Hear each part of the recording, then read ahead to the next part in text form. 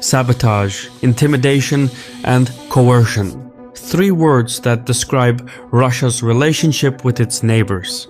While Ukraine remains NATO's main focus, the Baltic region is now becoming a second hotspot. Finland and Sweden's entry into NATO has strengthened the alliance, but it has also fueled Russian countermeasures. Leaked documents from the Russian Defense Ministry suggest plans to change the nautical charts to redefine Russia's borders in the Gulf of Finland and near Kaliningrad. Specifically, they want to move the baselines that determine the maritime boundaries and, in doing so, expand their influence. The Russians insist the leaked document is not politically motivated and that they're just following international law, but NATO officials aren't buying it.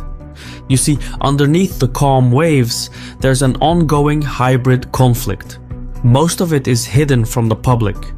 Occasionally, fragments of this hidden war rise to the surface. Think of gas pipelines blowing up, submarine cables shutting down, and now maritime borders being redrawn. It's a war fought by all nations but acknowledged by none. And so, as the sea grows quieter, ambitions grow louder. Borders define more than just land. They shape control, influence, and even privacy. Every day, our personal data is collected, sold, and used by data brokers without consent. This is very frustrating. Up until a few months ago, I used to get these weird robocalls from abroad, and my inbox was flooded with junk emails.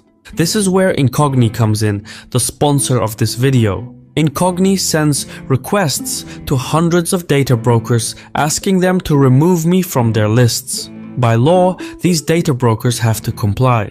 The process is incredibly tedious on purpose, so most people don't even bother. Incogni, however, makes it easy and does everything automatically. Since I signed up, I get fewer calls, my email is less cluttered, and I feel better knowing that companies aren't abusing my personal information to raise prices based on my browsing history. There's a link in my description. It's incogni.com/Caspian report. You can sign up for the annual plan to get 60% off. You do the annual plan so that Incogni can constantly scrub you off these lists because you're always being added to new lists. When you click the link, it helps support the channel. So please use the link, get that discount, and support our content.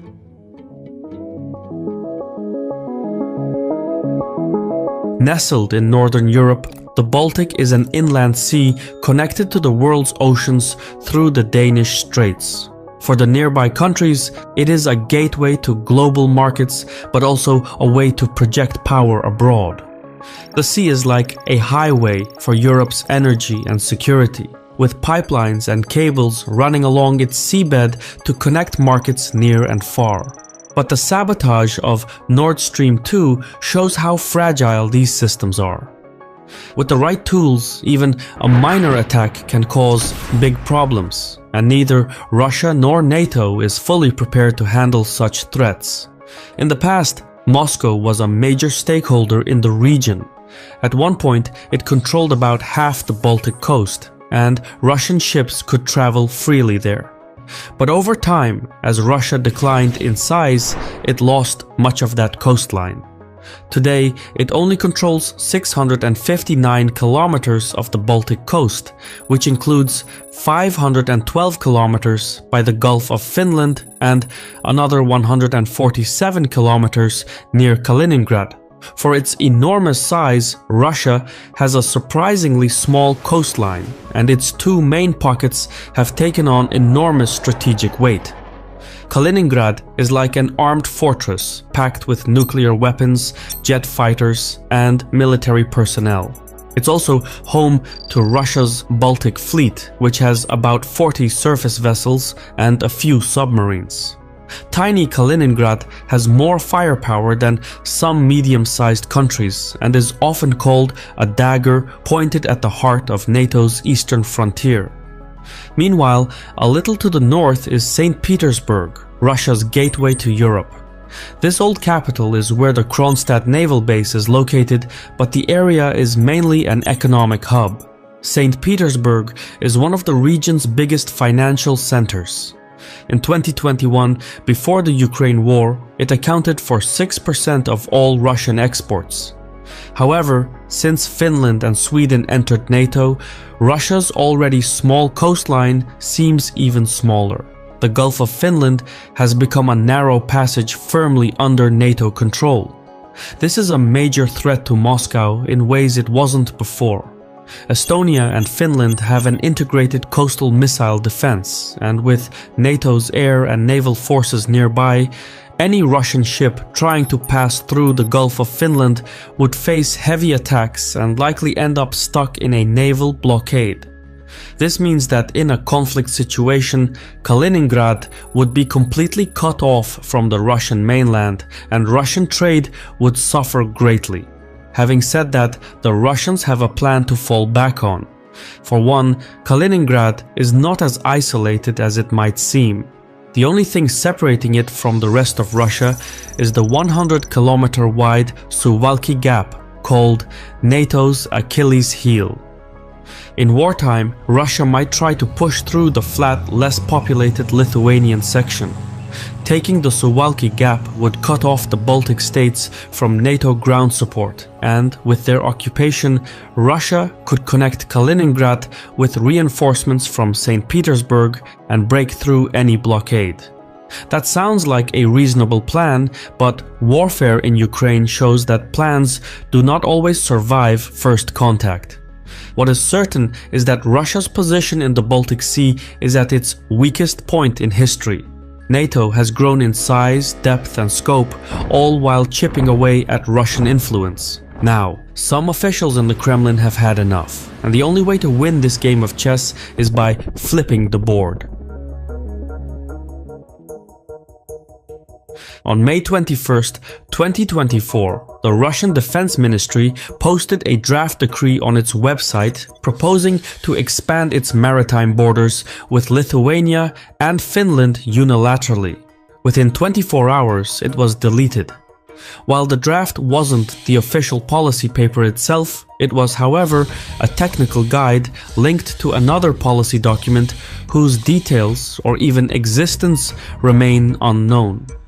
Even so, the document declared it necessary to change the coordinating points to set new baselines in the Baltic Sea. A baseline is the starting point from where a country marks its territorial waters and exclusive economic zone. According to the law of the Sea Convention, countries can claim territorial waters up to 12 nautical miles from the baseline. Beyond that is the contiguous zone, which extends up to 24 nautical miles. In this zone, the coastal nation has limited authority compared to the full sovereignty it has in its territorial waters. Further beyond is the exclusive economic zone, which stretches up to 200 nautical miles from the baseline. Here, nations have the right to explore and exploit marine resources. In some cases, depending on the continental shelf, the legal boundary can reach up to 350 nautical miles.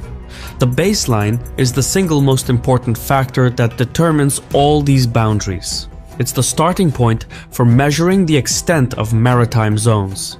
So, if you push forward the baseline, you push forward the territorial waters, the exclusive economic zone, the contiguous zone, and so on. This then also affects the trading routes, jurisdictions, and insurances of all the neighboring nations. In other words, a maritime baseline is as essential to a state's territorial integrity as rivers, mountains, fences, and checkpoints are to its land borders. Russia's draft document aimed to rewrite this entire framework. It claimed that the nautical charts used for Russia's current baselines were outdated and needed updating, preferably in Russia's favor. In a space as small as the Gulf of Finland, every nautical mile represents strategic depth gained or lost. However, Russia's argument isn't entirely baseless. The maps in use today haven't been reviewed since 1985, back when the Soviet Union was still in control. The leaked document proposes designating parts of the waters in the eastern Gulf of Finland and near the cities of Baltic and Zelenogradsk in Kaliningrad as part of Russia's internal waters. To do this near Kaliningrad, Russia would have to change the baselines at the Curonian Spit, Cape Taran, and Vistula Spit. Meanwhile, in the Gulf of Finland, it would need to adjust the coordinates for the islands of Somers, Goglan, Seskar, Mali Vysotsky, Moshchny, Bolshoi Tutors, and Mali Tutors. It would also need to change the coordinates near the northern entrance cape of the Narva River. These changes would allow Russia to claim more surrounding waters as its territorial sea, shifting its maritime border and disrupting NATO's contiguity. However, within 24 hours, the leaked document was deleted and Moscow denied any plans to change the Baltic baselines. In another time and place, this might have been called a harmless mistake. But just 2 days later, Russian border guards removed navigation buoys from the Estonian side of the Narva River, which separates the two nations. Out of the 50 buoys recently placed, 24 vanished overnight. This move was particularly alarming because the buoys, usually placed jointly by Estonia and Russia, are essential for safe navigation on the Narva River. When Estonia requested an explanation, Russian officials gave a vague response, stating that borders must comply with international laws and that the removal of the buoys was merely a technical issue. In truth, however, the incident demonstrated intent to act on a document supposedly leaked by mistake, intent to challenge NATO despite Russia's weakened military. So, in effect, it was the first opening shot in the Baltic battle space.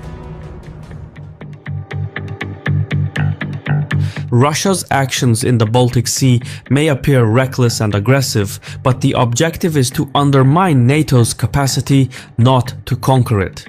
A direct war with NATO would be disastrous for Russia.